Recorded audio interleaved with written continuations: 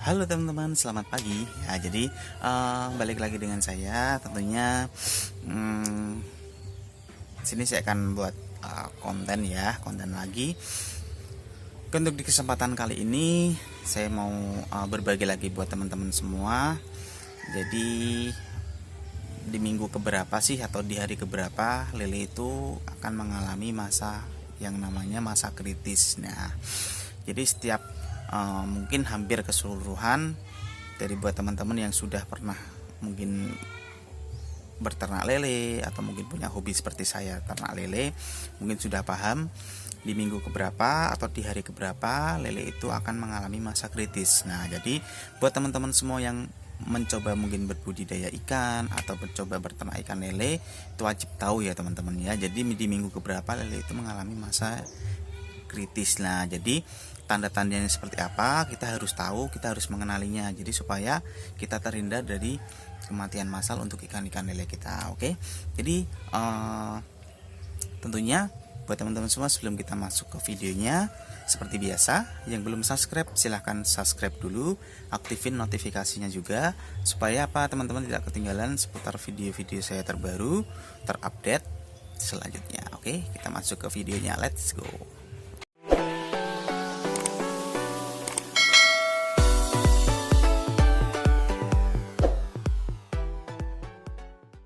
Oke teman-teman, yuk kita balik lagi mau masuk ke topik videonya ya, cara-caranya.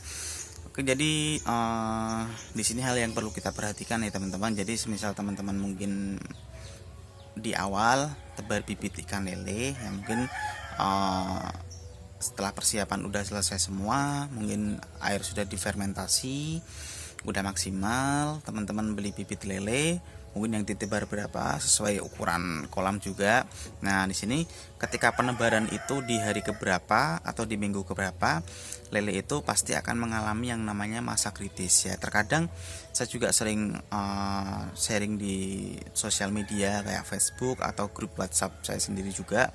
Itu banyak teman-teman yang bertanya, setelah tebar bibit lele 2 minggu ke depan kok banyak sekali kematian, bahkan setiap hari itu mati 10, mati 120 dan sebagainya seperti itu. Ada juga yang selang berapa hari setelah tebar bibit itu banyak sekali yang mati. Itu hampir keseluruhan ya teman-teman. Mungkin yang kayak peternak lele atau kayak yang hobi ikan juga, mungkin yang sudah lama sekali menekuni dunia ikan, itu pasti udah paham ya. Jadi lele itu pasti akan mengalami masa kritis, soalnya di usia yang masih kecil itu sangat rentan sekali.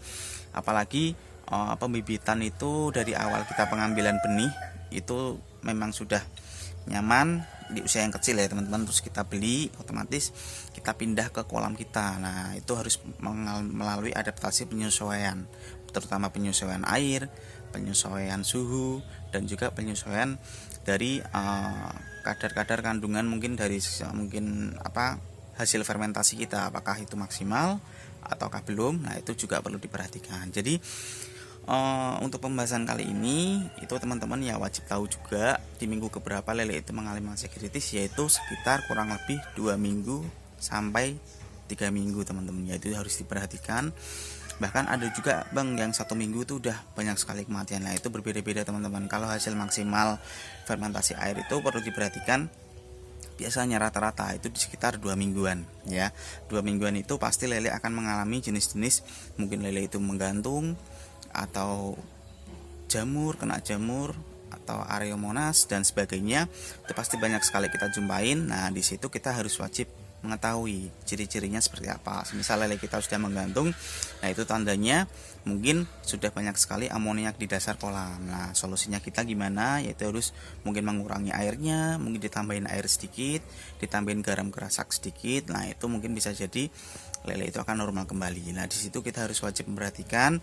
Terkadang kita sebagai pemula pun juga teman-teman juga tidak memperhatikan, sekiranya mungkin lele kita aman-aman aja selagi belum mengalami kematian. Nah, contoh nanti misalkan udah terkena jamur, itu otomatis ketika kita tebar banyak pun ya endingnya bisa rata kena semua. Itu mengakibatkan kematian massal itu seperti itu teman-teman. Apalagi kematian setiap sehari mati lah, itu juga akan merepotkan kita. Kalau kita tidak tahu di awal ya kita pasti akan kewalahan sendiri, karena di usia yang kecil-kecil ya, bibit yang kecil-kecil itu memang sangat rentan sekali buat terkena penyakit di usia-usia yang masih minim setelah tebar bibit. Nah itu pasti ya teman-teman, pasti dialami, saya pun juga mengalaminya juga.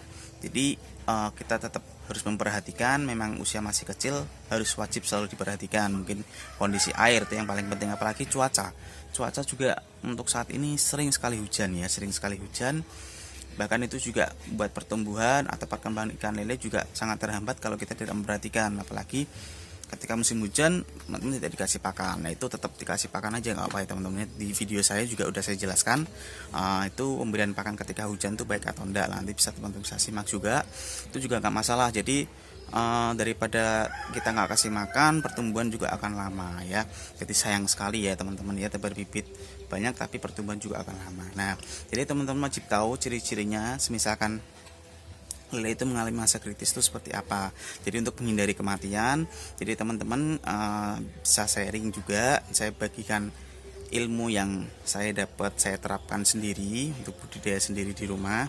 Alhamdulillah itu juga mengurangi tingkat kematian. Jadi buat teman-teman di rumah tetap selalu semangat, walaupun kita namanya masih belajar ya, masih belajar dari nol, itu juga wajar kalau kita mengalami suatu kegagalan. Tapi di sisi lain, next ke depan kita pasti akan mengalami keberhasilan. Jadi banyak sekali yang mungkin yang pesimis ya, tapi nggak usah pesimis teman-teman ya, tetap dicoba dan dicoba, pasti akan ada hasilnya. Nah mungkin sekian video yang saya sampaikan, semoga video ini bermanfaat buat teman-teman semua. Jika ada salah-salah kata dari saya mohon maaf, karena di sini saya cuma membagikan ilmu-ilmu yang saya terapkan setiap hari itu seperti apa. Jadi buat teman-teman, terima kasih yang selalu dukung saya, selalu terus tonton terus channel saya. Tentunya tetap dukung terus dengan cara di like, subscribe, komen. Jika video ini bermanfaat, bisa di share ke sosial media teman-teman, mulai dari WhatsApp, Facebook, Instagram, supaya semua bermanfaat buat kita semua. Oke, sekian dari saya, terima kasih dan selamat pagi.